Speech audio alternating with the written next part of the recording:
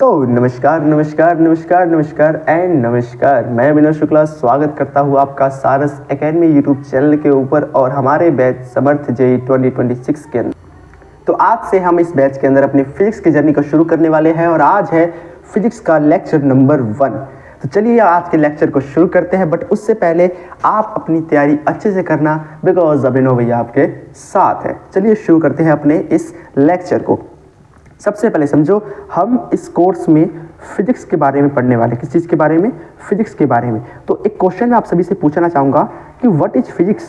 आखिर फिजिक्स है क्या? अगर मैं आपसे एक मस्त सा क्वेश्चन पूछूं कि फिजिक्स है क्या, अगर आपके पास एच.सी. वर्मा तो सर है, concept of physics, H C. Verma sir द्वारा लिखी हुई कॉन्सेप्ट ऑफ फिजिक्स नाम की किताब है। तो उसमें अगर आपने गलती से कभी खोल ली होगी उस किताब को, तो उसके पहले पैराग्राफ में सर ने पूछा है कि व्हाट इज फिजिक्स, यानी कि जो पहला चैप्टर है उसके पहले पैराग्राफ में उन्होंने पूछा है व्हाट इज फिजिक्स, फिजिक्स क्या होता है। तो जरिए मुझे बता दीजिए कि फिजिक्स क्या होता है, फिजिक्स है क्या, व्हाट इज फिजिक्स। तो उन्होंने बताया है और हम भी समझते हैं कि फिजिक्स क्या है? Study of nature. फिजिक्स क्या है? नेचर की स्टडी। नेचर मतलब अपने आसपास के जो प्राकृतिक वातावरण है उसकी स्टडी एंड इट्स लॉ, और उसके नियम के बारे में। जी हाँ, फिजिक्स क्या है? हम अपने आसपास के वातावरण को देखते हैं, उसके ऊपर फिर हम उसके ऊपर क्या बना देते हैं? लॉ बना देते हैं। एक एग्जांपल समझेंगे इस स्टेटमेंट को। जिसे मान लेते हैं एक बहुत ही होशियार आदमी किसी ज़माने में किसी गांव में रहा करता था। उसने देखा कि जो सूरज है वो हमेशा ईस्ट से उगता है और जाके फिर वेस्ट में डूब जाता है। वो इसको स्टडी ऑब्जर्व कर रहा था, वो पिछले 1 साल से इसी बात को ऑब्जर्व कर रहा है। तो उसने बाद में जाके एक लॉ बना दिया, क्या कि sun rise from east and sun set at west. ये इसने बहुत मुश्किल सा एक नियम बना दिया। तो मेन बात मैं आपको क्या समझाना चाहता हूँ कि फिजिक्स और कुछ नहीं है, अपने आसपास के वातावरण को ऑब्जर्व करना है। अगर आपके आसपास कोई भी चीज़ घट रही है तो वो क्यों घट रही है, इसी क्यों का आंसर निकालने के लिए फिजिक्स के सब्जेक्ट का निर्माण हुआ है। और एक बात और बता देता हूँ, हमने जो भी लॉ बनाए हैं, नियम बनाए हैं, वो ऑब्जर्व करके बनाए हैं कि अपने आसपास क्या घटित हो रहा है। और किसी दिन अगर वो ऑब्जर्वेशन हमारी फेल हो जाती है तो फिजिक्स का जो नियम खराब हो जाएगा, फिर एक नया नियम आता है। समझ आया कि फिजिक्स है क्या? फिजिक्स को अगर एक लाइन में कहा जाए, it is the study of nature, अपने आसपास के प्राकृतिक वातावरण की स्टडी और उसके नियमों की स्टडी, कि प्राकृतिक वातावरण क्या क्या नियम बनाते हैं और उसी नियमों को देखकर हमने फिजिक्स के लॉज बनाए हैं। जितने आप अभी इस पूरे कोर्स में पढ़ने वाले हैं नियम, वो सब नेचर को ऑब्जर्व करके बनाए गए हैं। और यदि नेचर कभी मूड हुआ, उसने कुछ और ऑब्जर्वेशन दिखा दी, तो जो लॉ होंगे वो चेंज हो जाएंगे और जो पुराने लॉ क्या किस नाम से जाने जाएंगे? ड्रॉबैक के नाम से जाने जाएंगे। बिल्कुल। तो आप अपने इस फिजिक्स के कोर्स के अंदर क्या क्या पढ़ने वाले, सबसे पहले इसमें जान लेते हैं। तो आप अपने इस फिजिक्स के कोर्स में बहुत सारी फिजिकल क्वांटिटी के बारे में पढ़ने वाले हैं। लेकिन एक सेकंड, सर आपने तो ये बताया ही नहीं, भैया आपने बताया ही नहीं कि फिजिकल क्वांटिटी होती है। चलिए पहले फिजिकल क्वांटिटी जानते क्या होती है। अगर आपने 11th के स्टार्टिंग में मोटिवेशन आपका बिल्कुल हाई पर था, आप सोच रहे थे ऑल इंडिया रैंक 1 आ जाएंगे, तो उसी में आपने यूनिट डायमेंशन नाम का चैप्टर शुरू किया था, उसमें बताया गया है फिजिकल क्वांटिटी के बारे में। लेकिन अपना जो फिजिक्स का लेक्चर नंबर 1 यहाँ से शुरू हो रहा है। तो एक बात का मैं आपको आश्वासन देना चाहता हूँ कि अगर आप मेरे लेक्चर को देखोगे तो आपको पुराने किसी नॉलेज की जरूरत नहीं है। अगर आपको कुछ नहीं आता, आप यहाँ से देखना शुरू करें, आपकी बहुत अच्छे से आपको समझ में आने वाला है। तो सबसे पहले समझते हैं what is physical quantity. Physical नाम से समझ आ रहा है कि ऐसी quantity, any quantity which can be measured by physical instrument. ऐसी कोई भी क्वांटिटी जिसको हम फिजिकल इंस्ट्रूमेंट से माप सकते हैं। सर इतनी इंग्लिश का कब से आपने सीख ली? बस अभी भी सीखिए। फिजिकल इंस्ट्रूमेंट मतलब स्केल, मान लो डी हो जाता है, प्रोटेक्टर हो जाता है। ऐसी कोई भी चीज़ जिससे हम फिजिकल इंस्ट्रूमेंट से मेजर कर सकते हैं उसे क्या कहा जाएगा? फिजिकल क्वांटिटी कहते हैं। और आपको एक बात और ध्यान रखनी है, कोई भी फिजिकल क्वांटिटी, पी क्यू मतलब फिजिकल क्वांटिटी को हम ऐसे लिखते हैं एन यू। एन यहाँ पर क्या होता है? एन यहाँ पर होता है न्यूमेरिकल कोफिशिएंट न्यूमेरिकल कोएफिशिएंट, और u यहाँ पर क्या है, यूनिट है। फॉर एग्जाम्पल, एक एग्जाम्पल से समझते हैं। मान लेते हैं ये अपने पास एक स्केल है, मुझे इस बॉक्स की लेंथ मेजर करनी है। तो ये जीरो, स्केल का जीरो यहाँ पर है और मैंने मेजर किया तो ये इसका लास्ट पोर्शन आ रहा है वो 5 पर आ रहा है। तो मैं यहाँ से क्या कहूँगा, इस बॉक्स की लेंथ कितनी है, 5। मान लो अगर ये किस में सेंटीमीटर में स्केल दे रखा है तो 5 सेंटीमीटर। इस बॉक्स की लेंथ कितनी है, 5 सेंटीमीटर। क्या आई, लेंथ आई। तो लेंथ जो हमने मेजर करी है वो किस चीज़ से मेजर करी है, एक फिजिकल इंस्ट्रूमेंट से मेजर करी है, इसलिए लेंथ क्या हो जाएगी, एक फिजिकल क्वांटिटी हो जाएगी। और फिजिकल क्वांटिटी में जैसे बात करी थी, ये n क्या है, 5 यहाँ पर, और यूनिट यहाँ पर क्या है, सेंटीमीटर। तो किसी भी फिजिकल क्वांटिटी को हम ऐसे लिख सकते हैं। उम्मीद है आपको यहाँ तक समझ में आ गया होगा। तो अपनी जितनी भी फिजिकल क्वांटिटी है, क्या, अपनी जितनी भी फिजिकल क्वांटिटी है, QTY मतलब फिजिकल क्वांटिटी, उसको मैंने 2 पार्ट्स में, मैंने नहीं, जो होशियार आदमी थे उन्होंने 2 पार्ट्स में डिवाइड किया है।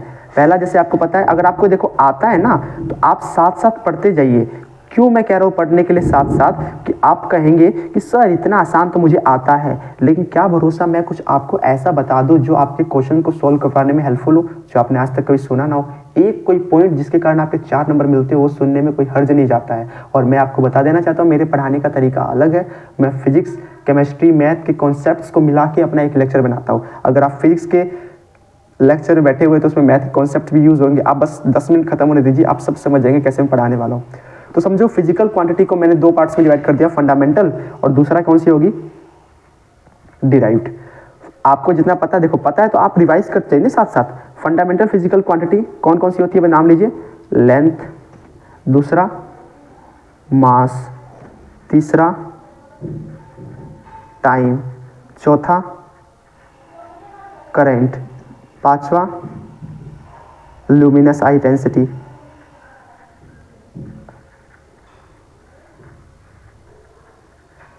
छठा टेम्परेचर, सातवां अमाउंट ऑफ सब्सटेंस।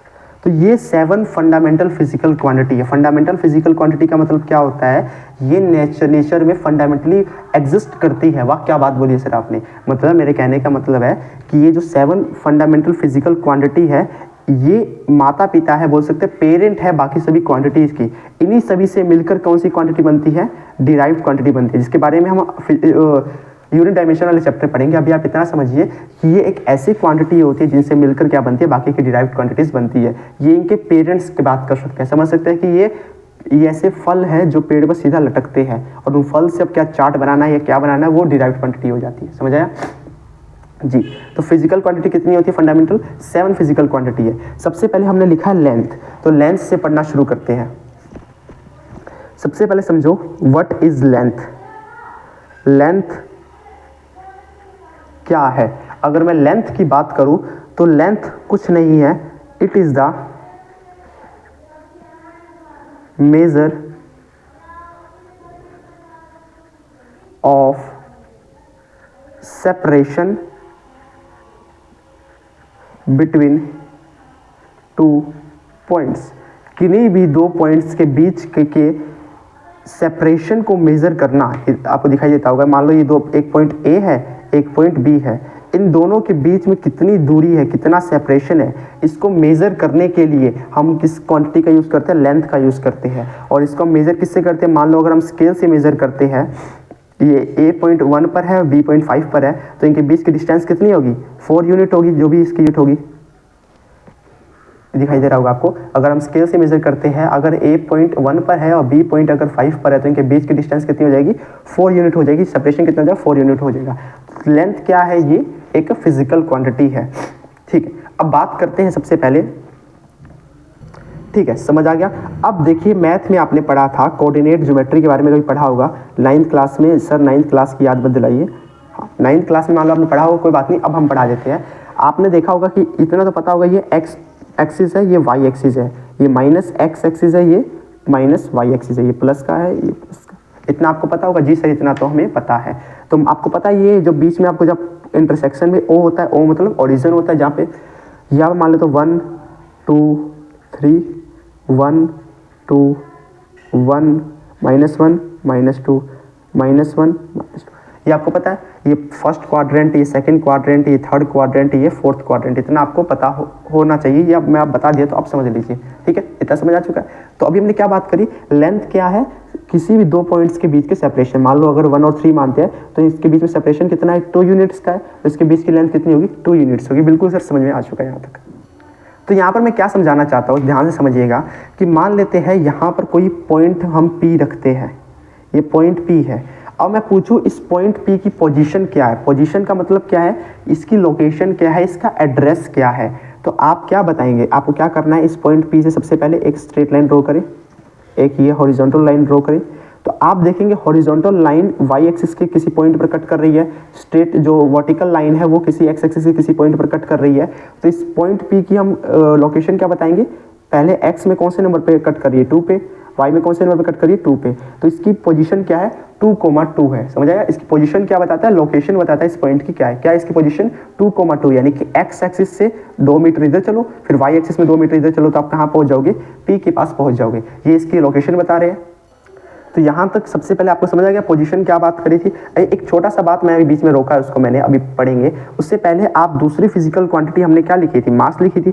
उसके बाद कौन सी लिखी थी, टाइम लिखी थी। एक बार हम टाइम को पढ़ लेते, टाइम क्या होता है। टाइम आपको पता है, time is also physical quantity, because इसे हम वॉच से मेजर कर सकते हैं। और टाइम को हम कैसे लिखते हैं, मान लो 5 सेकेंड, एन और यू की फॉर्मेट में लिखते हैं। तो ये क्या है, एक फिजिकल क्वांटिटी है।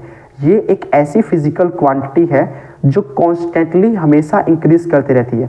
अगर आपको तो आपसे ज़्यादा टाइम के बारे में किसी को पता ही नहीं होगा कि आपने जो टाइम बर्बाद किया है। आप कहोगे सर टाइम क्या होता है, साइंस सर टाइम जो भी होता है बहुत बुरा होता है। अरे मैं जानता हूँ बहुत बुरा होता है, अच्छा भी होता है अगर आप वर्क काम करोगे तो। ध्यान से समझना कि टाइम क्या है, कॉन्स्टेंटली इंक्रीज करता रहता है। मान लो अभी आप पढ़ रहे हैं, आपने जब इस लेक्चर को शुरू किया था तो 0 सेकेंड था और अभी 12 मिनट कुछ सेकेंड हो रखे हैं, यानी कि इतना टाइम ग्रेजुअली इंक्रीज कर रहा है। वैसे आप लेक्चर में बैठ के किसी और के बारे में मतलब कि पढ़ाई के बारे में सोचते हो कि बैठे बैठे, लेकिन टाइम ग्रेजुअली इंक्रीज कर रहा है, कॉन्स्टेंटली इंक्रीज कर रहा है।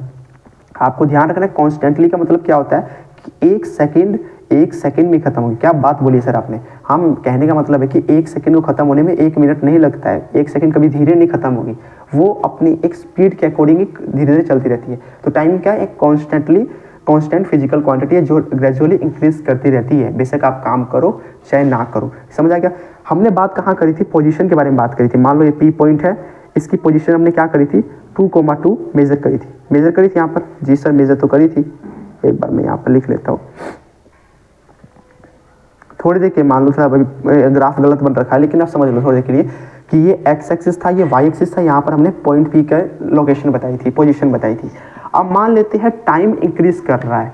अभी देखो टाइम इंक्रीज कर रहा है और ये पवन नाम का जो लड़का है टाइम इंक्रीज कर रहा है, लेकिन इसकी जो लोकेशन हम चेक कर रहे हैं, हर 2 सेकंड में इसको कॉल में पूछ रहे तू कहाँ पर है, तो ये कह रहा है मैं 2,2 पर हूँ। हर जब जैसे जैसे टाइम इंक्रीज कर रहा है इसकी पोजीशन सेम ही रह रही है, चेंज नहीं हो रही है। काटा का मतलब चेंज नहीं हो रही है। तो हम इसे क्या कहेंगे कि भाई साहब रुके हुए हैं। अगर टाइम इंक्रीज करने के साथ साथ अगर इसकी पोजीशन चेंज नहीं हो रही तो हम क्या कहेंगे, दैट इज ये रेस्ट पर है। लेकिन अगर टाइम इंक्रीज किया और ये पवन नाम के भाई साहब चलते चलते यहाँ पर आ गए, 4,1 पर आ गए, तो इनकी यहाँ से पोजीशन चेंज हुई है। पहले x एक्सिस में 2 पर थे, अब ये 4 पर आ चुके हैं, और y एक्सिस में 2 पर थे, ये 1 पर आ चुके हैं। तो इनकी पोजीशन चेंज हुई है। टाइम इंक्रीज करने के साथ अगर इनकी पोजीशन चेंज होती है तो हम इन्हें क्या कहेंगे, मोशन में कहेंगे। अच्छा सर, तो आपने ऐसे लिंक किया है इस चैप्टर को। जी हाँ, और यहीं से हमारा शुरू होता है kinematics chapter number 1 of physics, यानी कि हमारे कोर्स में चैप्टर नंबर 1 के रूप में पढ़ाया जा रहा है। तो काइनेमेटिक्स यहीं से शुरू होता है, रेस्ट एंड मोशन। ठीक है सर, इतना समझ में आ चुका है कि अगर पोजीशन चेंज नहीं हुई टाइम के बढ़ने के साथ तो हम उसे रेस्ट में कहेंगे, और पोजीशन चेंज हुई तो किस में कहेंगे, हम उसे मोशन में कहेंगे। बिल्कुल, आपने बिल्कुल सही समझा। लेकिन एक सेकेंड अगर मैं आपसे पूछना चाहता हूँ, चलो एक स्टोरी से आगे अपने लेक्चर को आगे बढ़ाते हैं। एक स्टोरी क्या है, मस्त सी कहानी है कि ये एक बस है, इसमें ये एक चोर बैठा हुआ है, एक बाहर ये पुलिस वाला है, एक अंदर इसके पुलिस वाला छुप के बैठा हुआ है। इस पुलिस वाले का नाम P1 है, इसका नाम P2 है और इस चोर का नाम C1 है। समझ आया। जैसे ही पुलिस वाला P1 देखता है, ये जानता नहीं है कि ये दूसरा पुलिस गाड़ी में ही है। जैसे ही इसने चोर को देखा तो ये कॉल मिलाएगा, हेलो सर, हाँ जी बोल, ये उठाएगा, हाँ जी बोलिए क्या बात है। सर मैंने चोर को देखा है, वो राइट साइड में भाग रहा है, मेरे राइट साइड में वो भाग रहा है, यानी कि वो भाग रहा है। इसने कॉल की क्या बोला, हेलो सर चोर भाग रहा है, इसने ये बोला। लेकिन अब पुलिस वाला देख रहा है भाग रहा है, अरे यार ये भाग कहाँ रहा है, ये तो मेरे सामने कब से खड़ा हुआ है। तो दोनों बात ठीक बोल रहे हैं कि अगर हम पुलिस P1 की बात माने तो यहाँ पे खड़ा है, क्या देख रहा है, पहले इसकी पोजीशन कुछ और थी, अब थोड़ी देर बाद जाके इसकी पोजीशन मान लो यहाँ पर आ जाएगा, पोजीशन इसकी कुछ और हो जाएगी। पोजीशन चेंज हुआ तो ये किस में होगा, ये मोशन में होगा। लेकिन इस P2 पुलिस वाले की भी बात ठीक है कि ये देख रहा है कि पोजीशन तो इसी के साथ है, ये चेंज ही नहीं हो रही, पोजीशन चेंज नहीं होती है तो रेस्ट पर होगा। अब यहाँ पर जो चोर भाई साहब है, इनके दो बता दिया गया कि तुम रेस्ट पर भी हो और ये मोशन पर भी हो। चोर को कहा गया कि भाई साहब आप रेस्ट और मोशन दोनों पर है। उसने मैंने बाल नोच लिए और हम लोग को सरेंडर कर दिया कि भाई साहब ये कैसे हो सकता है, मैं रेस्ट और मोशन दोनों पे कैसे हो सकता हूँ। तब उस टाइम के जो पढ़े लिखे लोगों के दिमाग में आया कि अरे यार हमने जो कॉन्सेप्ट दिया है ये वाला, ये कॉन्सेप्ट फेल कर रहा है रेस्ट और मोशन का। फिर उनमें से एक होशियार आदमी आया साइंटिस्टों में से, उन्होंने बताया कि आप जो ऑब्जर्व कर रहे हैं किसी भी व्यक्ति को, मान लो आप चोर को C1 को ऑब्जर्व कर रहे हैं तो वो अलग अलग पॉइंट से ऑब्जर्व कर रहे हैं, अलग अलग जगह से ऑब्जर्व कर रहे हैं। तो आपको उसने एक और बात दे दी कि रेस्ट, उसने नियम क्या बताया, देखो मैंने क्या बताया था आपको कि फिजिक्स क्या है, हम ऑब्जर्व करके नियम बना देते हैं। तो अभी यहाँ पर हमने ऑब्जर्व करके नियम बना दिया था एक, लेकिन यहाँ पर देखा ये नियम तो फेल कर रहा है, तो इसलिए हमने नियम चेंज कर दिया। ये अपनी सरकार है, हम कुछ भी कर सकते हैं। तो आपको वही बात ध्यान रखनी है आपसे कि rest and motion are relative term. Relative मतलब किसी के रिलेशन में हम किसी को रेस्ट और मोशन पे कह सकते हैं। जैसे फॉर एग्जांपल हम क्या बात लिखेंगे, अगर इस नियम के बाद हम क्या कह सकते हैं, हम कहेंगे कि चोर C1 इज इन मोशन, जो चोर है वो मोशन में है विद रिस्पेक्ट टू P1। यानी कि अगर P1 की जगह पर अगर हम खड़े होकर देखेंगे, पुलिस 1 की जगह पर अगर हम खड़े होकर देखेंगे तो हमें चोर किस में दिखाई देगा, मोशन में दिखाई देगा। वहीं पर हम दूसरी स्टेटमेंट और क्या लिख सकते, दूसरी बात लिख सकते हैं कि चोर 1 is at rest with respect to P2। Police 2 की रिस्पेक्ट में चोर किस पर है, रेस्ट पर है। तो दोनों बातें अब समझ आ गई।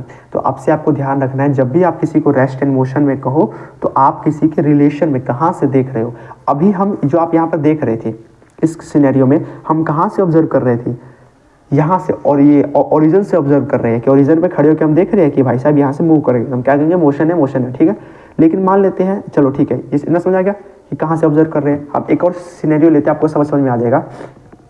मान लेते हैं कि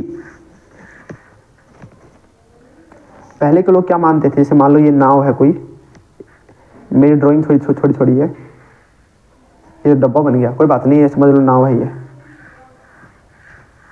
ये नाव है। इस नाव में बैठे बैठे जब हम सूरज को देखेंगे तो हमें लगेगा कि सूरज डूब रहा है, सूरज मूव कर रहा है, हमारे रिस्पेक्ट में सूरज मूव कर रहा है। तो कम पढ़े लिखे लोग कहते हैं कि सूरज मूव करता है, धरती रुकी हुई है। पहले के लोग ये कहा करते थे। लेकिन आपको पता है धरती मूव करती है, सूरज मूव नहीं करता है। जैसे ही आप अंतरिक्ष में जाओगे, स्पेस में जाओगे और आप सूरज पर बैठोगे तो आपको गरम गरम फील होगा। क्या कह रहा हूँ मैं, सूरज पर आप जाकर देखोगे, सूरज पर बैठ के देखोगे तो आप क्या देखोगे कि धरती मूव कर रही है। आपने देखा भी होगा कि मान लो ये सन है, ये अर्थ है, अगर आप यहाँ पे खड़े होकर देखोगे तो आपको दिखाई देगा धरती मूव कर रही है। अगर आप धरती पे खड़े होकर देखोगे तो आपको क्या लगेगा, सूरज मूव कर रहा है। तो ये आप रिस्पेक्ट में, और हमेशा से अगर आपको किसी को रेस्ट मोशन में कहना है तो आपको हमेशा ऑब्जर्वर के रिस्पेक्ट में बोलना है। कहाँ से आप देख रहे हो इस बात का आपको ध्यान रखना है। और एक बात और, आप अपने ऑब्जर्वर को जहाँ से आप देख रहे हो, जहाँ पर खड़े होके, उसको हमेशा रेस्ट पर मानना है।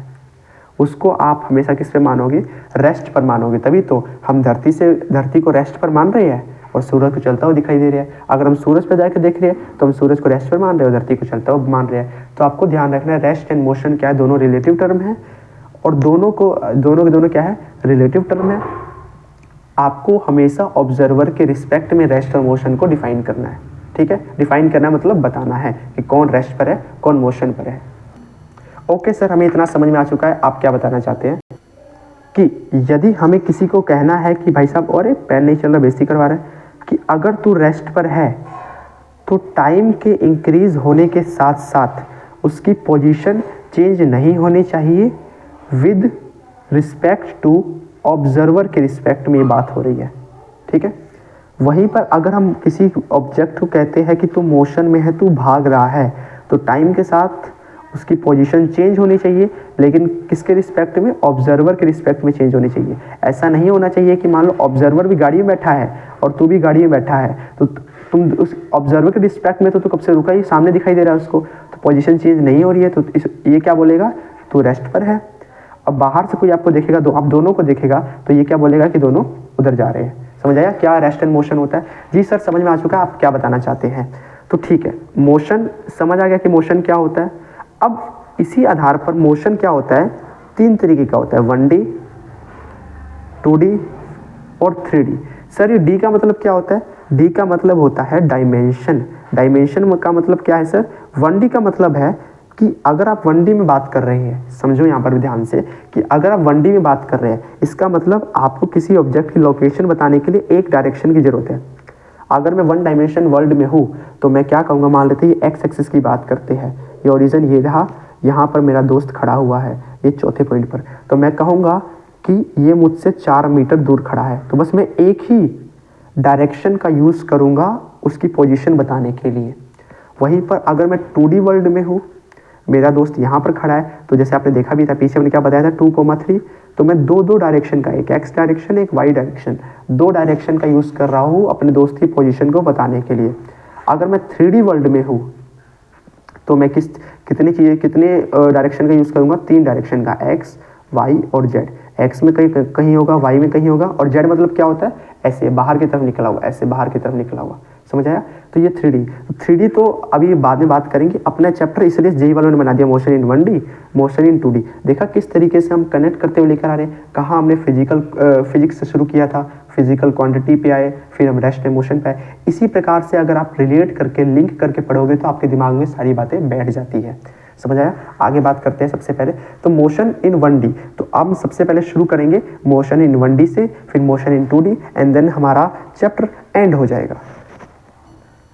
तो एक बार दोबारा पिछले वाले एग्जाम्पल से हम बात शुरू करते हैं कि जैसे हमने देखा था कि अपना पवन मित्र 2,3 पर था, फिर वो चेंज करके 4,1 पर आ गया, उसकी पोजीशन चेंज हो गई, हमने देखा था। और ये हम कहाँ से ऑब्जर्व कर रहे हैं?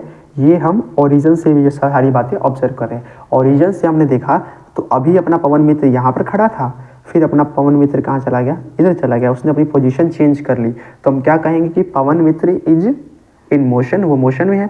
ठीक है, अब ध्यान से समझो। सबसे पहले तो इसने यहाँ से लेकर यहाँ तक अपनी पोजीशन चेंज करी है, पोजीशन चेंज हुई है। ठीक है, अब पोजीशन 2 तरीके से चेंज हो सकती है। कौन से 2 तरीकों से? एक तो स्ट्रेट लाइन में, ठीक है, और एक आवारा लाइन में। आवारा लाइन ये कौन सी लाइन होती है सर फिजिक्स के अंदर? समझो, मान लेते हैं यहाँ पर ये पवन मित्र है, यहाँ पर पवन मित्र है, ये रहा, ये रहा। एक तो ये स्ट्रेट लाइन है, बिल्कुल सीधा सीधा अपने घर चला जाए, बिल्कुल अपने आज्ञाकारी बच्चों जैसा। और एक कुछ ऐसे बिल्कुल गोल गोल गोल गोल 2D में घूमता हुआ सभी पूरी कॉलोनी की बातें पूछता हुआ फिर अपने घर जाए। तो एक तो ये आवारा तरीके से घर पे गया है, एक ये स्ट्रेट लाइन में घर पे गया है। तो पोजीशन चेंज दोनों में हुई है। इसमें पोजीशन यहाँ पे चेंज हुई है, इसमें पोजीशन यहाँ पे चेंज हुई है, दोनों में सेम ही जगह चेंज हुई है। ये मान लेते हैं इसका ये स्कूल है और ये इसका क्या है? हाउस या घर है। तो पोजीशन तो चेंज हुई है लेकिन अलग अलग तरीके से चेंज हुई है। तो इसी चीज़ को समझते हैं कि अगर पोजीशन स्ट्रेट लाइन में चेंज होती है अच्छे तरीक़ों से और आवारा लाइन में चेंज होती है तो दोनों केस में लेंथ अलग अलग आएगी। देखो, इस केस में इसने इतना ट्रैवल किया है और इस केस में इसने पूरी कॉलोनी ट्रैवल कर ली है। तो इसको कुछ कह सकते हैं क्या? हाँ, दिमाग में जो आपकी बातें आ रही है बिल्कुल ठीक आ रही है, बिल्कुल ठीक सोच रहे हो कि आवारा तरीका, आवारा तरीका से अगर कोई जाए, आवारे तरीके से कोई जाए, अवेयर नहीं है, आवारा है। हमारी इंग्लिश, मैं आपको इंग्लिश भाषा में पढ़ाऊंगा। इंग्लिश का मतलब क्या होता है? जी आप बिल्कुल गलत सोच रहे हैं, हिंदी प्लस इंग्लिश नहीं, हिली हुई इंग्लिश में, हमारी जो इंग्लिश थोड़ी हिली हुई है तो इंग्लिश तरीके से पढ़ाएंगे। तो समझो यहाँ पर सबसे पहली बात को कि आवारे तरीके में ये बिल्कुल टेढ़ा मेढ़ा जा रहा है और स्ट्रेट लाइन में जा रहा है। तो आपको यहाँ, इसलिए हम यहाँ पर दो चीज़ें डिफाइन करते हैं। देखो दोनों चीज़ में लेंथ अलग अलग है, तो लेंथ को हम दो तरीके से डिफाइन करते हैं काइनेमेटिक्स में। किस तरीके से? पहला होता है डिस्टेंस, दूसरा होता है डिस्प्लेसमेंट। लेकिन सर अभी आपने थोड़ी देर पहले एक वर्ड बोला था, क्या बोला था मैंने? काइनेमेटिक्स कहा था, ये क्या होता है बताएंगे? आपको पता ही होगा, बाकी इसके बारे में बताएंगे। पहले आप यहाँ से ध्यान से समझो कि लेंथ को हम दो तरीके से डिफाइन करते हैं, डिस्टेंस में और डिस्प्लेसमेंट में। डिस्टेंस क्या होती है? Actual path cover by a body, चाहे वो किसी भी तरीके से जाए, आवारा तरीके से जाए, स्ट्रेट लाइन में जाए, टेढ़ा मेढ़ा होके जाए या लेट लेट के जाए, उसने जितनी भी लेंथ ट्रेवल करी है, एक्चुअल पाथ उसने जितना भी कवर करा है, उसके पैर जितने भी चले हैं, तो उसको क्या कहा जाएगा? डिस्टेंस कहा जाता है। और डिस्प्लेसमेंट वहीं पर क्या होता है? डिस्प्लेस मतलब एक जगह से दूसरी जगह, एक जगह से दूसरी जगह डिस्प्लेस हो जाना, चले जाना। मतलब समझा नहीं सर मैं? जैसे मान लेते हैं पहले आप यहाँ पर थे, आपने पोजीशन चेंज हुई है, तो डिस्टेंस में हम सिर्फ देखते हैं कि हमने कितना पाथ ट्रेवल किया है, चाहे कैसे भी गए हो। लेकिन डिस्प्लेसमेंट में हम सिर्फ देखते हैं कि पोजीशन कितनी चेंज हुई है, पोजीशन कितनी चेंज हुई है। पिछले वाले एग्जाम्पल की अगर हम बात करें तो ये P1 था, ये P2 है, पोजीशन नंबर 1, पोजीशन नंबर 2। तो यहाँ पर एक बच्चा तो बिल्कुल स्ट्रेट लाइन में गया और एक अपना आवारा बच्चा बिल्कुल टेढ़ा मेढ़ा गया। तो दोनों के बारे में बात करें, अगर हम P1 के बारे में बात करें तो P1 के केस में ये लेंथ कितनी है? मान लेते हैं 4 मीटर है और ये 40 मीटर है।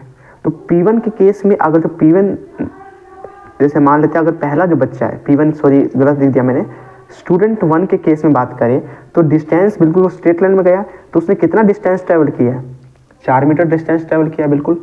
अगर हम स्टूडेंट 2 की बात करें तो स्टूडेंट 2 ने कितना डिस्टेंस ट्रेवल किया? उसके पैरों ने कितना चला है? तो वो टेढ़ा मेढ़ा होकर आया है, तो कितना चला होगा उसने? 40 मीटर ट्रेवल किया है। तो ध्यान से समझो कि डिस्टेंस क्या है, कि जो भी स्टूडेंट हैं वो एक्चुअली कितना चल रहा है। वहीं पर अगर हम डिस्प्लेसमेंट की बात करें तो दोनों के केस में डिस्प्लेसमेंट सेम रहेगा। अगर S1 की बात करें तो वो भी यहाँ से यहाँ पर आया, डिस्प्लेस कितना हुआ है? 4 मीटर। ये भी S2 की बात करें तो वो भी इधर से इधर आया, बेशक चाहे कैसा है उससे मतलब नहीं है, लेकिन वो भी कितना डिस्प्लेस हुआ है? 4 मीटर। तो दोनों के केस में डिस्प्लेसमेंट क्या हो जाएगी? सेम हो जाएगी। तो डिस्टेंस को ध्यान से समझना है, चाहे कोई कैसा भी चले, आपको जस्ट उससे ऐड कर देना है सभी डिस्टेंस को। और डिस्प्लेसमेंट आपको निकालना है, तो डिस्प्लेसमेंट आप कैसे निकालोगे? आपने पढ़ा भी होगा, नहीं पढ़ा तो मैं आपको पढ़ा देता हूँ।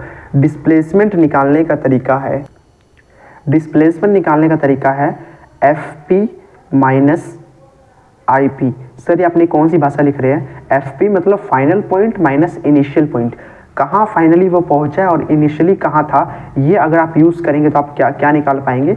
डिस्प्लेसमेंट निकाल पाएंगे। समझ आया?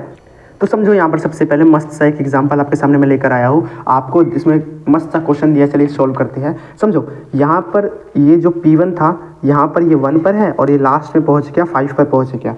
कैसे गया ये? यहाँ से सबसे पहले ये 2 यूनिट इधर चला, फिर उसके बाद ये इतना चला, फिर 2 यूनिट इधर चला, फिर यहाँ पर पहुँचा है। वहीं पर जो अपना स्टूडेंट 2 था वो बिल्कुल स्ट्रेट लाइन में यहाँ से चला गया है। तो आपको दोनों के केस में डिस्टेंस और डिस्प्लेसमेंट बताना है। तो आप समझ ही गए होंगे इतना आसानी से कि सर डिस्प्लेसमेंट तो दोनों के केस में सेम ही होगा, चाहे कितना भी हो। कैसे निकालते डिस्प्लेसमेंट? फाइनल पॉइंट कहाँ पे पहुँचा? 5 पर। इनिशियल पॉइंट क्या था? 1 था, माइनस किया 4। इसका डिस्प्लेसमेंट कितना हुआ है? ये 4 यूनिट डिस्प्लेस हुआ है अपनी पोजीशन से। जी सर समझ में आ चुका है। सॉरी आपको थोड़ा बहुत ये आपका वीडियो हिल गई होगी तो माफ़ कीजिएगा, थोड़ा जोश में आ जाता पढ़ाते समय में, ठीक है। हाँ, डिस्टेंस की बात करें स्टूडेंट 1 के केस में तो पहले यहाँ से 2 मीटर चला, ठीक है, 2 यूनिट चला। फिर यहाँ से कितना चला होगा? 1 से लेकर 5 तक 4 चला हुआ, यहाँ पे 4, 2 में 4 प्लस किया 6, 6 में 2 प्लस किया 8। तो स्टूडेंट 1 के केस में 8 यूनिट वो ट्रैवल करके गया है, और स्टूडेंट 2 के केस में कितना ट्रैवल करके गया? वो सीधा यहाँ चला गया, तो कितना यूनिट ट्रैवल किया होगा? 4 यूनिट। तो ये इसकी डिस्टेंस हो जाती है। समझ आया? डिस्प्लेसमेंट में ध्यान रखना है, अगर आपको किसी भी पार्टिकल का डिस्प्लेसमेंट निकालना है तो आप इनिशियल पॉइंट और फाइनल पॉइंट को एक स्ट्रेट लाइन से जोड़ दीजिए। डिस्प्लेसमेंट निकालने का सबसे रामबाण तरीका है, आपको दिखाई नहीं दे रहा होगा, एक सेकेंड रुकिएगा, कि अगर आपको डिस्प्लेसमेंट निकालना है तो आप करिए एक काम कि इनिशियल पॉइंट और फाइनल पॉइंट को एक स्ट्रेट लाइन से ज्वाइन कर दीजिए, फिर स्केल से उस स्ट्रेट लाइन की लेंथ को मेजर कर लीजिए, आपका क्या आ जाएगा, डिस्प्लेसमेंट आ जाएगा। आपको ध्यान रखना है जब भी आपको डिस्प्लेसमेंट निकालना है आपको इनिशियल पॉइंट को और फाइनल पॉइंट को एक स्ट्रेट लाइन से ज्वाइन कर दीजिए, उसके बाद आप डिस्प्लेसमेंट निकाल सकते हैं। जी सर, बिल्कुल समझ में आ चुका है। अब कुछ इंपॉर्टेंट बातें आप ध्यान से समझो। डिस्टेंस और डिस्प्लेसमेंट के केस में वैसे तो ये मतलब आपको पता ही होगा, लेकिन थोड़ा बहुत मुझे मेरा बताना कर्तव्य है तो मैं बता देता हूँ। सबसे पहले आपको बात ध्यान रखनी है कि जो डिस्टेंस होगा वो हमेशा बड़ा होगा डिस्प्लेसमेंट से, ठीक है। देखो मिनिमम समझो, यहाँ पर ध्यान से देखो, मान लेते हैं ए पॉइंट है, ये बी पॉइंट है, तो डिस्प्लेसमेंट कैसे निकालते हैं, एक स्ट्रेट लाइन मतलब खींचो, उसके बाद आप यहाँ से यहाँ तक पहुँच जाओगे नॉर्मली। जी सर, यहाँ से यहाँ तक हम पहुँच जाएंगे सेम। तो ये डिस्प्लेसमेंट क्या होता है, डिस्प्लेसमेंट क्या है कि शॉर्टेस्ट पाथ, छोटा से छोटा शॉर्टकट पाथ जो ट्रैवल करती है बॉडी, उसे क्या कहा जाता है, डिस्प्लेसमेंट कहा जाता है। तो अगर डिस्टेंस, तो मान लेते हैं अगर जो बच्चा है वो बिल्कुल स्ट्रेट लाइन में गया तो ये क्या, इसकी जो लेंथ इसकी क्या बताएगा, डिस्प्लेसमेंट बताएगा। समझ आए यहाँ से। तो मिनिमम जो डिस्टेंस होगा वो हमेशा डिस्प्लेसमेंट से बड़ा होगा, कि ये तो शॉर्टेस्ट है। अब मान लो हल्का फुल्का में मुड़ गया तो डिस्टेंस तो हमेशा ज़्यादा ही आएगा। और यहाँ पर एक मैंने बराबर का लाइन दे रखा है, तो डिस्टेंस और डिस्प्लेसमेंट बराबर तब होंगे जब आप बिल्कुल स्ट्रेट लाइन में चले बिना आगे पीछे मुड़े। यानी कि अगर आप स्ट्रेट जा रहे हैं और अपनी जगह पर पहुंच गए, बिल्कुल सीधा सीधा जाते हुए बिल्कुल स्ट्रेट लाइन खींचो और उसी लाइन में चलते रहो, नहीं आपको पीछे मुड़ के वापस आना है, नहीं सीधा जाना है, बिल्कुल स्ट्रेट आगे बढ़ते रहिए। तो उस केस में डिस्टेंस और डिस्प्लेसमेंट क्या हो जाएगा, बराबर हो जाएगा। आपको इस बात का ध्यान रखना है, ठीक है। डिस्टेंस और डिस्प्लेसमेंट क्या हो जाएगा, यहाँ से बराबर हो जाएगा। दूसरी बात आपको यहाँ से ध्यान रखनी है कि जो डिस्टेंस होता है वो कभी नेगेटिव नहीं हो सकता, ठीक है, आपको ध्यान रखना है। और कभी डिक्रीजिंग नहीं हो सकता, कभी डिक्रीज नहीं कर सकता, ठीक है। वहीं पर जो डिस्प्लेसमेंट है वो नेगेटिव हो सकता है, जीरो भी हो सकता है और डिक्रीजिंग भी हो सकता है, ठीक है। कैसे बात करेंगे अभी यहाँ पे देखते हैं। समझो यहाँ पर ये ए से बी तक यहाँ पर है, ये ए से लेकर बी तक। समझो यहाँ पर आप पहले ए पॉइंट पर यहाँ पे आप खड़े थे, ठीक है, आप यहाँ से सीधा सीधा आगे बढ़ रहे हैं। तो इस केस में आपका जो डिस्टेंस होगा और डिस्प्लेसमेंट होगा वो दोनों बराबर होने वाला है। बिल्कुल आप स्ट्रेट आगे बढ़ रहे हैं, इस पॉइंट पर आप यहाँ पर पहुँच चुके हैं। लेकिन उसके बाद आपने सोचा कि मुझे गलत आ गया, मुझे रिटर्न जाना है, मुझे यहाँ पर पहुँचना है। फिर आप यहाँ से मुड़ के देखो, इसी लाइन में बता रहा हूँ मैं, ये आपको दिखाने के लिए मैं इधर बनाया, लेकिन इसी लाइन में वो स्ट्रेट पीछे आ गया, यहाँ तक यहाँ पर पीछे आ गया है। तो इस केस में बताइए, डिस्टेंस तो अभी भी बढ़ रहा है। डिस्टेंस क्या बताते हैं, उसके पैर कितने चल रहे हैं, पहले वो इतना चला, मान लेते हैं 4 मीटर इतना चला, फिर ये 3 मीटर पीछे आ गया। तो टोटल डिस्टेंस इस केस में कितना चला होगा, वो 7 मीटर चला होगा।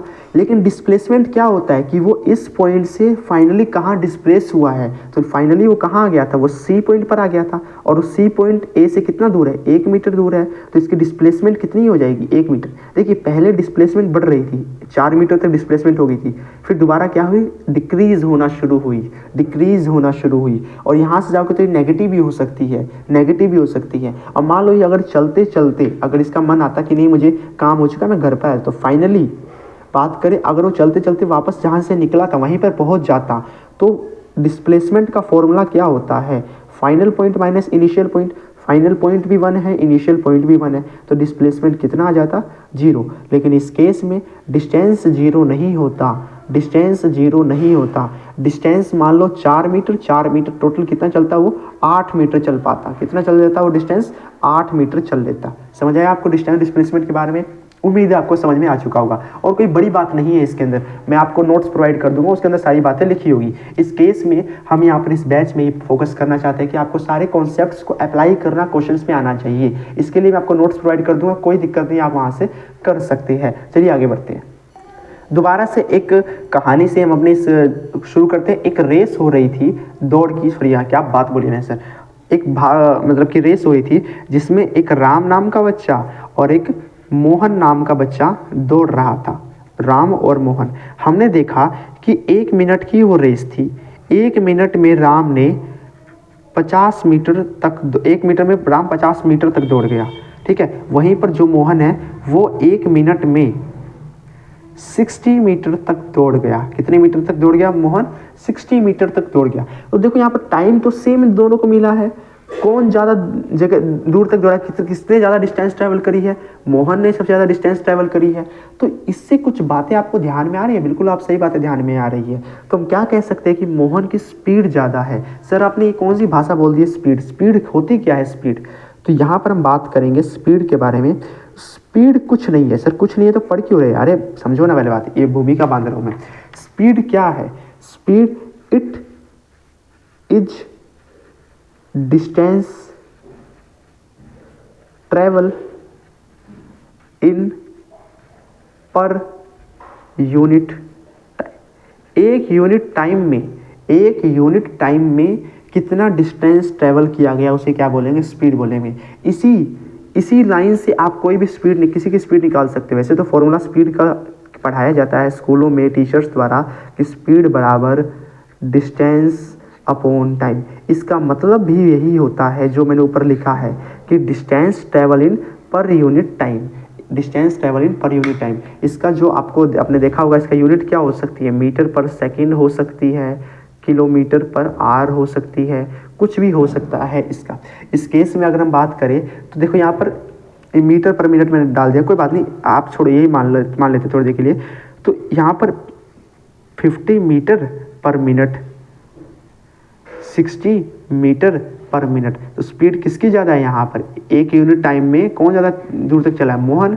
तो मोहन की स्पीड यहाँ पर ज़्यादा है। समझ आ गया आपको स्पीड क्या होती है? जी सर समझ में आ गया है, ठीक है, समझ आएगा? बिल्कुल सर समझ में आ चुका है। अब यहाँ पर सबसे पहले आपको समझना है कि जो स्पीड है ये एक स्केलर क्वांटिटी है। स्केलर क्वांटिटी, ये क्या बात बोल दी सर आपने? कुछ दिमाग में पल्ले नहीं पड़ रहा है। तो चलिए चलते हैं। उस टॉपिक को मैंने बीच में थोड़ा अभी रोक दिया है, अभी हम थोड़ा और कुछ पढ़ते हैं। आपको ध्यान है हमने लेक्चर के स्टार्टिंग में एक फिजिकल क्वांटिटी कुछ ऐसी पढ़ी थी? जी सर थोड़ी बहुत तो ध्यान में आ रहा है, वेरी गुड। आप भूल भी गए थे जल्दी, क्या बात है। तो फिजिकल क्वांटिटी ध्यान रखना है, 2 तरीके की होती है। कौन कौन सी? स्केलर और वेक्टर। थोड़ा बहुत आपको पता ही होगा। ऐसी क्वांटिटी जिसके लिए हमें डायरेक्शन की ज़रूरत नहीं हो, जो विदाउट डायरेक्शन लिखी जाए, उसे स्केलर क्वांटिटी कहते हैं। और ऐसी क्वांटिटी जिसके लिए हमें डायरेक्शन की ज़रूरत हो उसे क्या कहते हैं? वेक्टर क्वांटिटी कहते हैं। फॉर एग्जांपल एक बार चलिए कहानी टाइम हो गया, कहानी सुनाता हूँ मैं आपको कि एक नया पुलिस वाला पुलिस मतलब में भर्ती ले लिया उसने। उसको सिखाया गया था कि अगर मान लो कोई चोर 40 मीटर पर सेकंड से भाग रहा है, 40 मीटर पर सेकंड उसकी स्पीड है, तो आपको भी 40 मीटर पर सेकंड या उससे ज़्यादा स्पीड से भागना होगा उसे पकड़ने के लिए। उस लेक्चर में बेचारे पुलिस वाले वो सो रहे थे, ठीक है। तो ड्यूटी का पहला दिन आया, उनका सिलेक्शन हो गया, तो चोर भाग रहा था, ठीक है। ये आपको यहाँ पे ध्यान दीजिए। चोर, पुलिस वाले को दिखा कि चोर भाग रहा है। चोर भाग रहा था पॉजिटिव एक्स एक्सिस की डायरेक्शन में 40 मीटर पर सेकंड के स्पीड से। तो वहीं पर पुलिस वाले की अंदर की आत्मा जाग गई कि मैं जो सिखाया गया था मेरे गुरुजी ने, अब मैं उसको अप्लाई करने का समय आ चुका है, ठीक है। तो इसने ध्यान में आया कि गुरुजी ने बोला था कि 40 मीटर पर सेकंड से ही भागना है, तो ये भी 40 मीटर पर सेकंड से इधर भागने लग गया। कौन सी डायरेक्शन में? पॉजिटिव वाई एक्सिस की डायरेक्शन में भागने लग गया। तो आप एक मुश्किल से क्वेश्चन का जवाब दीजिए, क्या पुलिस वाला कभी भी चोर को पकड़ पाएगा? बिल्कुल नहीं। क्यों नहीं पकड़ पाएगा? कि दोनों की डायरेक्शन अलग अलग है। इसका मतलब देखो, ये भी अपने जगह पर ठीक है, इसे कहा गया था 40 मीटर पर सेकंड स्पीड से भागो, तो वो भाग रहा है। इसको भी कहा, ये भी अपने भाग ही रहा है। तो तब लोगों ने समझा कि अकेले स्पीड से काम नहीं चलेगा, स्पीड में हमें डायरेक्शन को भी डालना पड़ेगा। तो इसीलिए स्पीड के बाद एक नई क्वांटिटी का जन्म हुआ जिसे कहा जाता है वेक्टर, सॉरी गलत बोल दिया मैंने, माफ़ कीजिएगा थोड़ा बहुत। ये कटिंग नहीं है। आपको क्या लगता है ये कटिंग है? बिल्कुल नहीं, ये डिज़ाइन है, डिज़ाइन। ये हमारे यहाँ से डिज़ाइन बनाई जाती है। ये थोड़ा नोट्स समझो। तो इसलिए एक स्पीड के बाद एक नई क्वांटिटी का जन्म हुआ जिसे कहा गया वेलोसिटी। वेलोसिटी क्या है? कुछ नहीं है। सर पढ़ क्यों रहे? फिर दोबारा वही डायलॉग मारते हो आप। वेलोसिटी क्या है? Speed with direction. यदि हम स्पीड को डायरेक्शन के साथ लिख दे तो वो किस में कन्वर्ट हो जाती है? वो वेलोसिटी में कन्वर्ट हो जाती है। डायरेक्शन के साथ लिख दे तो हम क्या लिखेंगे सर? 40 मीटर पर सेकंड नॉर्थ डायरेक्शन में? नहीं, इतना गरीब नहीं बनना है, थोड़ा आपको और उससे ज़्यादा गरीब बनना है। समझो यहाँ पर ये आपको थोड़ा बहुत ध्यान है। Positive X axis, negative X axis, positive Y axis, negative Y axis, एक अभिनव शुक्ला नाम के टीचर ने थोड़ी पहले आपको करवाया था जी सर, याद है। तो ध्यान रखिए जो पॉजिटिव एक्स एक्सिस है उसको उसका नाम होता है प्लस आई कैप और माइनस एक्स एक्सिस का माइनस आई कैप, पॉजिटिव वाई एक्सिस का प्लस जे कैप और माइनस वाई एक्सिस का माइनस जे कैप। और यहाँ से ही एक बाहर की तरफ एक वो क्या कहते हैं पॉजिटिव जेड एक्सिस निकलता है और अंदर की तरफ नेगेटिव जेड एक्सिस निकलता है। तो पॉजिटिव जेड एक्सिस के लिए हम यूज़ करते हैं पॉजिटिव के कैप और नेगेटिव जेड एक्सिस के माइनस के कैप। सर ये कैप क्या है? इसको टोपी पहना दिए थोड़ी देर के लिए, हम आगे बात करेंगे। आपको ध्यान रखना है एक्स के लिए आई, वाई के लिए जे और जेड के लिए के। आई जे के एक्स वाई जेड, आपको नाम से ध्यान आ जाएगा। तो अगर मैं बात करूं इस केस में तो अब इस पुलिस वाले को क्या इंस्ट्रक्शन मिलती कि 40 मीटर पर सेकंड भागो पॉजिटिव एक्स एक्सिस की, पॉजिटिव आई क्या कहा गया कि 40 मीटर पर सेकंड भागो प्लस एक्सिस की डायरेक्शन में। ठीक है, हम इस बात को और कैसे लिख सकते हैं? हम लिख सकते हैं प्लस 40 आई कैप मीटर पर सेकंड से भागो। इसका मतलब क्या है? प्लस आई कैप मतलब पॉजिटिव एक्स की डायरेक्शन में और 40 मीटर पर सेकंड से। समझ आया? तो अब पुलिस वाला इधर छोड़ के इधर भागेगा और चोर को दबोच के पीट पाट देगा। तो अब यहाँ से समझ आया कि ऐसी क्वांटिटी जिनके लिए हमें डायरेक्शन की ज़रूरत होती है उसे वेक्टर क्वांटिटी बोलते हैं। तो इसीलिए जो अपनी वेलोसिटी है वो एक वेक्टर क्वांटिटी है। और यहीं पर अभी हमने थोड़ी देर पहले एक और क्वांटिटी की बात करी थी जिसको हमने कहा था डिस्प्लेसमेंट। क्या कहा था हमने? ओ आपको तो दिखाई नहीं दे रहा, सोच माफ़ करना, थोड़ा दिखाई नहीं दिया, अब दिखेगा आपको। तो अभी हमने थोड़ी देर पहले एक क्वांटिटी के बारे में बात करी थी जिसका नाम हमने क्या रखा था? डिस्प्लेसमेंट हमने नाम रखा था, उसका नामकरण किया था। तो डिस्प्लेसमेंट में आप ध्यान देते होंगे कि मान लो ए से बी आप जा रहे हैं। सर ये इस क्या कहते हैं एग्जाम्पल से चुका हूँ मैं। तो ए से बी आप जा रहे हैं तो इसमें आप एक ही डायरेक्शन में जा पाओगे। इसी अगर आपको डिस्प्लेसमेंट निकालना है तो डिस्प्लेसमेंट क्या होता है? मैथ में बताया गया है कि अगर आपको किसी दो पॉइंट के बीच की शॉर्टेस्ट डिस्टेंस निकालनी है तो उन दोनों पॉइंट को एक स्ट्रेट लाइन से ज्वाइन कर दीजिए तो वही आपकी शॉर्टेस्ट डिस्टेंस होने वाली है। तो अगर आपको ये स्ट्रेट लाइन तो बना दिया लेकिन आप इस डायरेक्शन में तो नहीं जा सकते बी पे पहुंचने के लिए, डायरेक्शन यही स्पेसिफाई करना होगा। तो डिस्प्लेसमेंट को लिखने के लिए भी हमें डायरेक्शन की जरूरत होती है। तो इसलिए डिस्प्लेसमेंट भी क्या हो गया? एक वेक्टर क्वांटिटी हो गया। वहीं पर अगर हम बात करें स्केलर में, स्पीड के लिए, स्पीड हमने जब पढ़ा था उसमें हमने डायरेक्शन नहीं लिखा था। तो स्पीड क्या एक स्केलर क्वांटिटी है। डिस्टेंस बात करी थी वो भी क्या है? एक स्केलर क्वांटिटी है क्योंकि उसके लिए हमें डायरेक्शन की जरूरत नहीं है। डिस्टेंस क्या है? आपके पैरों द्वारा कितना चला गया, बस वही है और कुछ तो नहीं है। बिल्कुल सर समझ आ चुका है। एक बात का आपको और ध्यान रखना है कि वेक्टर को हम जब प्लस करते हैं तो वेक्टर एडिशन के लॉ फॉलो करते हैं। सर ये वेक्टर एडिशन लॉ क्या होता है? पढ़ेंगे जब इसका टाइम आएगा तो अपने आप पढ़ेंगे, अभी जरूरत नहीं है। इतना ध्यान रख लो, वेक्टर एडिशन के लॉ पढ़ते हैं। लेकिन अगर हमें स्केलर क्वांटिटी को प्लस करना है, माइनस करना है तो हम कौन से लॉ यूज़ करेंगे? नॉर्मल, जो प्लस पहले करते थे कि 2 में 2 जोड़ा 22 हो जाता है, सॉरी 2 में 2 जोड़ा 4 आ जाता है। उसी प्रकार से नॉर्मल तरीके से जैसे हम डिस्टेंस को कैसे प्लस किया था देखा भी होगा आपने, उसी तरीके से आपको यहाँ पर प्लस करना है। तो दोबारा आते हैं अपने उसी पेज पर जहाँ पे हम स्पीड के बारे में बात कर रहे थे। स्पीड क्या है? एक स्केलर क्वांटिटी है। और वहीं पर हमने किसको क्या कहते हैं इंट्रोड्यूस करवा दिया था? वेलोसिटी को इंट्रोड्यूस करवा दिया था। तो वेलोसिटी भी आपको ध्यान रखनी है, वेलोसिटी।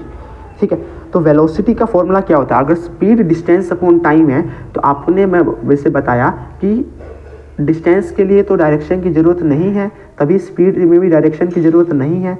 लेकिन अगर हमें वेलोसिटी निकालना है तो उसका फॉर्मूला होता है डिस्प्लेसमेंट अपॉन टाइम, यानी कि कितना डिस्प्लेसमेंट हुआ है किस डायरेक्शन में अपॉन टाइम। अगर आप करोगे तो यहाँ से आपके क्या निकल जाएगी? वेलोसिटी निकल जाएगी। बिल्कुल आपको ध्यान रखना है स्पीड बराबर डिस्टेंस अपॉन टाइम, इस फॉर्मूले को आपको रट लेना है। क्यों रटना है सर? क्योंकि ये फॉर्मूला अभी बहुत जगह हम चेंज करके लिखने वाले हैं, तो उसके लिए ज़रूरी है। तो आप इसे कृपया करके रट लीजिएगा, स्पीड बराबर डिस्टेंस अपॉन टाइम। ओके, अगर आपको पढ़ते समय लगे कि कुछ टॉपिक छूट रहे हैं, हमारे टीचर ने ये करवाया था, या अगर आप मेरी परीक्षा लेने के लिए बैठे कि इस मास्टर को आता भी है कि नहीं पढ़ाना, अगर आप इस तरीके से बैठे हुए हैं तो उसकी चिंता मत करें। लेक्चर पूरा चैप्टर खत्म होने के बाद बात कीजिएगा कि कोई टॉपिक छूटा है कि नहीं छूटा। आगे बात करते हैं। मुझे पता है आप बचपन से होशियार है, तो आप ऐसे फालतूगिरी करने वाले नहीं हैं। तो अब समझो, स्पीड को हम किसके रिस्पेक्ट में, मतलब स्पीड के लिए हमें ज़रूरत किसकी है सर? डिस्टेंस की, वो तो ज़रूरत है ही, लेकिन स्पीड को हम किससे नाप रहे हैं? टाइम से।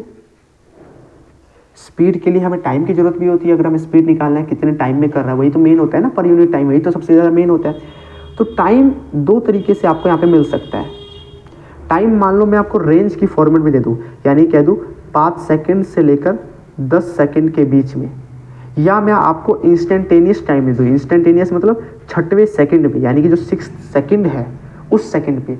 तो ये जब आपको रेंज दे दूँ मैं, या जब आपको इंस्टेंटेनियस उसी इंस्टेंट की अगर टाइम दे दूँ, तो दोनों के अंदर अलग अलग स्पीड निकलती है। इसमें हम निकालते हैं एवरेज स्पीड,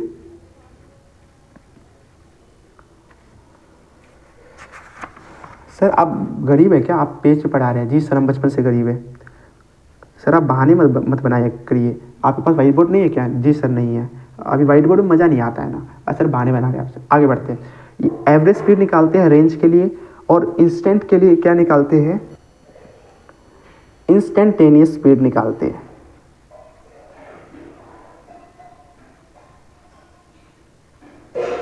समझ आया?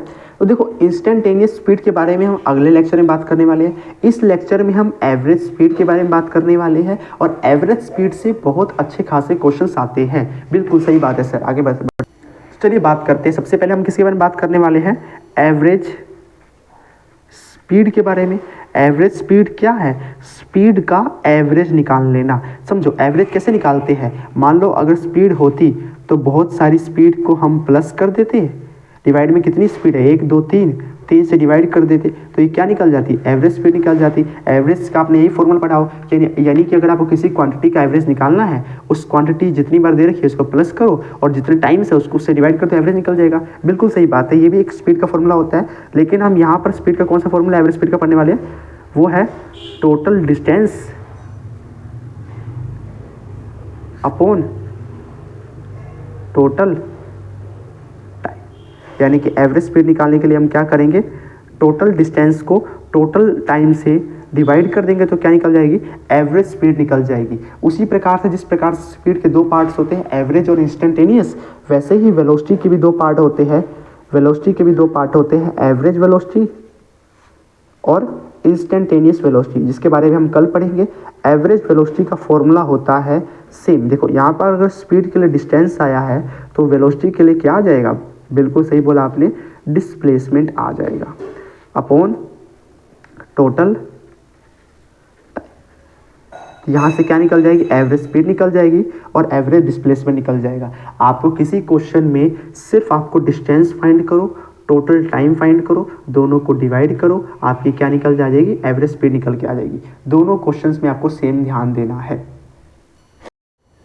चलो एक क्वेश्चन करते हैं। सबसे पहले ये क्वेश्चन में क्या कह रहा है कि एक पार्टिकल ए पॉइंट से शुरू हुआ है, बी पॉइंट तक गया है, सी पॉइंट तक गया है। इसमें इसकी स्पीड कोई v1 होगी, इसमें इसकी स्पीड कोई v2 होगी, हमें पता नहीं है। लेकिन ए से बी तक का डिस्टेंस उसने 4 मीटर ट्रैवल किया, बी से सी तक भी उसने 4 मीटर ट्रैवल किया।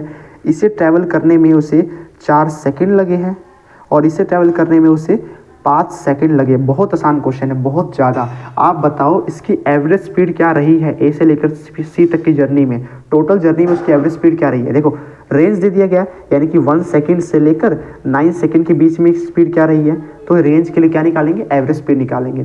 तो एवरेज स्पीड क्या होता है? Total distance 4 4 8 metre, total time 4 5 9 metre, तो एवरेज स्पीड क्या आ गई? 8/9 आ चुकी है। ठीक है, अब एक और क्वेश्चन करते हैं। मान लेते हैं हमें कहा गया है इस दूसरे क्वेश्चन में कि स्पीड v रही है, सॉरी एक सेकेंड रुकिए, डिस्टेंस s है, ये भी डिस्टेंस s है। ठीक है, क्या दे रखा है? क्या दे रखा है कि दोनों डिस्टेंस s है। इस केस में 4 मीटर पर सेकेंड से दौड़ रही है, इस केस में 5 मीटर पर सेकेंड से दौड़ रही है जो भी कार है। इसको कवर करने में 2 सेकंड लगा है, इसको कवर करने में 3 सेकंड लगा हुआ है। तो आपको यहाँ पर बताना है एवरेज स्पीड का फॉर्मूला क्या होता है। तो एवरेज स्पीड आप कैसे निकालोगे, total distance upon total time. Total distance कैसे निकालते हैं, इसलिए मैं कहा था स्पीड बराबर डिस्टेंस अपॉन टाइम। अगर आपको जो चीज़ पता ना हो, डिस्टेंस पता नहीं है, तो क्या करोगे, डिस्टेंस निकालने के लिए स्पीड और टाइम को मल्टीप्लाई कर दोगे। तो इस एस को निकालने के लिए इसमें स्पीड कितनी है, 4 मल्टीप्लाई टाइम कितना चल रहा है, 2 सेकंड का, 4 मल्टीप्लाई 2, सेम 1 सेकंड रुकिए। हाँ, सेम वैसे ही अगले एस के निकालने के लिए 5 5 3 जा 15, टोटल टाइम कितना लगा, 2 सेकंड प्लस 3 सेकंड 5 सेकंड, 4 2 जा 8, 5 3 जा 15, बाय में 5, 23/5 क्या आ चुकी है, एवरेज स्पीड आ चुकी है। आप यहाँ पॉइंटों में कन्वर्ट कर सकते हैं। तो यहाँ से हमने एवरेज के बारे में बात कर ली है। तो आपने देखा किस तरीके से हमने पूरे चैप्टर को लिंक कर रखा है। कैसे, देखो मैं दोबारा समझाता हूँ हमने पूरे चैप्टर को कैसे लिंक किया है। सबसे पहले काइनेमेटिक्स चैप्टर था ना अपना, ये वाला चैप्टर का क्या नाम है, काइनेमेटिक्स। काइनेमेटिक्स का मतलब क्या होता है, काइनेमेटिक्स में हम क्या करते हैं, स्टडी ऑफ मोशन, मोशन की स्टडी करते हैं विदाउट नोइंग, नोइंग मतलब जानना, इट्स कोर्स, इट्स कोर्स मतलब मोशन हो रहा है लेकिन क्यों हो रहा है इस बारे में हम पता नहीं लगाते हैं, बस उसकी स्टडी करते हैं। उसी को क्या बोलते हैं, काइनेमेटिक्स। हमने शुरू कहाँ से किया था, शुरू हमने किया था कहाँ से, फिजिक्स से, कि फिजिक्स क्या होती है। फिर हमने देखा फिजिक्स से कहाँ पे पहुँचे हम, फिजिकल क्वांटिटी पे, कि फिजिकल क्वांटिटी क्या होती है, ऐसी क्वांटिटी जिसको हम फिजिकली मेजर कर सकते हैं। फिर हमने 2 क्वांटिटी यहाँ से निकाली थी, लेंथ और टाइम निकाली थी यहाँ से, लेंथ और टाइम। हमने देखा था कि लेंथ से हम पोजीशन बताते हैं, लेंथ क्या होता है, 2 पॉइंट्स के बीच का सेपरेशन, उसी में हमने पढ़ा था पोजीशन के बारे में। और हमने ये भी देखा था कि अगर टाइम के चेंज होने के साथ साथ, बढ़ने के साथ साथ, अगर पोजीशन चेंज होती है या नहीं होती है with respect to observer, observer के रिस्पेक्ट में देखें तो अगर ऑब्जर्वर के रिस्पेक्ट में पोजीशन चेंज होती है तो हम कहेंगे मोशन है, नहीं तो हम कहेंगे रेस्ट है। मोशन है तो मोशन 3 तरीके का बता दिया था, 1D 2D 3D।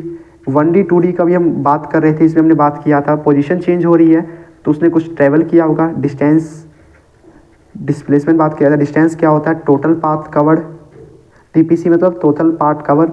डिस्प्लेसमेंट होता है shortest path between any 2 point, उसको डिस्प्लेसमेंट कहते हैं। हमने देखा था जब डिस्टेंस को टाइम से डिवाइड कर देते हैं तो क्या आ जाता है, स्पीड आ जाता है। डिस्प्लेसमेंट को टाइम से डिवाइड करने के बाद क्या आ जाता है, वेलोसिटी आ जाता है। तो उसके बाद हमने देखा कि स्पीड अगर, तो राइटिंग मेरी सुंदर सुंदर आ रही है तो ध्यान दीजिएगा, स्पीड अगर रेंज में अगर हम पता करें टाइम रेंज में तो एवरेज स्पीड निकलती है। अगर हम इंस्टेंटेनियस के लिए निकालें तो क्या निकलती है, इंस्टेंटेनियस स्पीड निकलती है। उसी प्रकार से वेलोसिटी अगर हम रेंज में निकालें तो एवरेज वेलोसिटी आती है। अगर हम इंस्टेंटेनियस वेलोसिटी निकालें इंस्टेंटेनियस टाइम के लिए तो इंस्टेंटेनियस वेलोसिटी आती है। यानी इंस्टेंटेनियस टाइम मतलब 5th सेकंड पे कितनी वेलोसिटी है, 6th सेकंड पे कितनी, उस सेकंड पे कितनी वेलोसिटी है, उसी को क्या बोलते हैं, इंस्टेंटेनियस वेलोसिटी। हमने पढ़ा एवरेज वेलोसिटी निकालने के लिए आपको total displacement upon total time करना पड़ेगा। उसी प्रकार से अगर आपको एवरेज स्पीड निकालना है तो आप क्या करेंगे, total distance upon total time करेंगे। यहाँ पर आप डिस्प्लेसमेंट करते हैं, यहाँ पर आप डिस्टेंस करते हैं, दोनों में फ़र्क है। और साथ साथ में हमने कुछ प्रैक्टिस क्वेश्चंस भी देखे थे। तो इस प्रकार से हमने लिंक कर करके हर एक टॉपिक को पढ़ा है और यहाँ तक मुझे उम्मीद है कि आपको समझ आ गया होगा। इस चैप्टर में हमने क्वेश्चंस कम लिए क्योंकि पहला लेक्चर है, क्वेश्चंस लेके कहीं पगला के अनसब्सक्राइब करके ना चले जाए बच्चे। धीरे धीरे हम अपने लेवल को ऐसा बढ़ाएंगे। मेरे पढ़ाने का तरीका है कि मैं पुराने टॉपिक्स, पुराने किसी भी चैप्टर को इस चैप्टर में मिक्स करके क्वेश्चंस बनाता हूँ ताकि आप, क्योंकि देखो तीनों सब्जेक्ट के क्वेश्चंस टॉपिक को मिक्स करके अगर एक क्वेश्चन बनाएंगे, सॉल्व करने में आपको तीनों सब्जेक्ट के दिमाग लगेगा। और आपको एग्जाम में भी तो वही करना है ना, 3 घंटे में तीनों सब्जेक्ट का जितना भी 90 चैप्टर का नॉलेज है आपको उस कंप्यूटर पे दे मारना है, तभी तो जाके आपकी रैंक आएगी। तो उसके लिए कर रखा है। तो आज हम यहीं तक रोकते हैं अपने लेक्चर को, कि पहला लेक्चर है, आपको अभी और भी सब्जेक्ट पढ़ने हैं। तो बिल्कुल आगे और पढ़ाने का तरीका बढ़ने वाला है। अभी तो मैं थोड़ा सीरियस होकर पढ़ा रहा था, लेकिन मैं सीरियस होकर पढ़ाता नहीं हूँ, मजाक मजाक में सीरियस होकर इसलिए पढ़ा रहा हूँ ताकि आपको लगे कि हाँ पढ़ाई भी होती है। कनेक्शन फील करके आपका अभिनव भैया है। इस लास्ट ऑप्शन में अगर आपको कोई भी प्रॉब्लम आती है, किसी भी तरह की प्रॉब्लम आती है, तो आप मुझसे पूछ सकते हैं। अगर आपको ये नोट्स चाहिए, जो भी हमने क्लास नोट्स बना रखे हैं आपके सामने, तो ये क्लास नोट्स आपको मेरे व्हाट्सएप ग्रुप पे मिल जाएंगे, उसका लिंक मैंने डिस्क्रिप्शन में दे रखा है। और साथ ही साथ यहाँ पर मेरे से पढ़ने का फ़ायदा इसलिए है कि मैं सब कुछ चीज़ें लिख लिख कर पढ़ाता हूँ। मैं पहले से पीपीटी बना के नहीं लेके आता, मैं आपके सामने हर चीज़ को लिंक करता हुआ पढ़ाता हूँ। तो बेशक मेरे पढ़ाने का तरीका अच्छा ना हो, लेकिन हाँ आपको अच्छा लगेगा ये मुझे पता है। धन्यवाद। अगर वीडियो पसंद आए तो लाइक कर दीजिएगा, चैनल को सब्सक्राइब नहीं किया सब्सक्राइब करके बेल आइकन पे क्लिक कर दीजिएगा, प्लीज़ क्लिक कर दीजिए प्लीज़।